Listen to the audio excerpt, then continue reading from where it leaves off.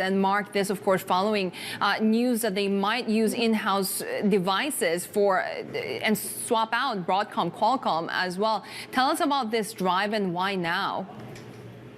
So Apple, over the last decade or so, has been looking to move more of the components away from third-party suppliers into their own in-house designs. This is going to continue now with displays. You mentioned Broadcom and Qualcomm for wireless. Now screens, Samsung, LG, BOE, LG, Japan Display. Those are the primary suppliers of screens for Apple today.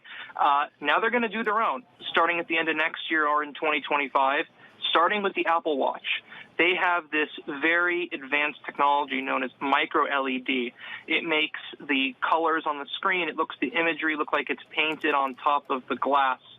It's very advanced compared to OLED and other types of screen technology, and now they're going to roll that out in the watch beginning next year, 25, and then on top of that, they're looking to move it to the phone and some of their other products down the road. So long-term, Samsung could be losing some business here. What does it mean when it comes to supply chain? Because they're designing it themselves. Who's going to make it and where? Right, so they're designing it itself, and these are going to be mass-produced using an outside supplier as well. It won't be Samsung. We're not naming who which company is going to be doing the mass manufacturing at this time, but obviously Apple's not going to be doing the manufacturing itself.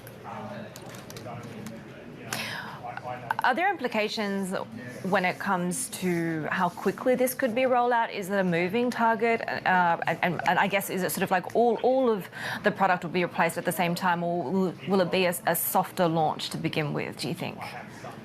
So it's going to be a softer launch. They're going to start with the Apple Watch, and not only that, they're going to start with one version of the Apple Watch. So as you remember, in September, they rolled out 3 new watches, the Apple Watch SE, Apple Watch Series 8, and then the Apple Watch Ultra. That's the highest-end, most expensive watch that you can get from Apple. That's the one that's going to move to micro LED technology beginning next year in 2025. That's because Apple has more room. These are more expensive displays. This is more advanced technology, so putting in a pricier product will allow them to roll it out more quickly.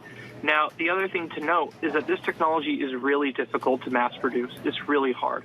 So they need smaller amounts of units. The Watch Ultra is obviously Apple's smallest unit-based product, so it's the Apple Watch that sells the fewest units. The other thing to note about the Apple Watch is that the display is small. There's a very intense process that needs to be done to integrate these screens into the devices. The smaller the display, naturally, the easier it is. So it's going to be a long, long time if you ever see these in an iPad or a Mac.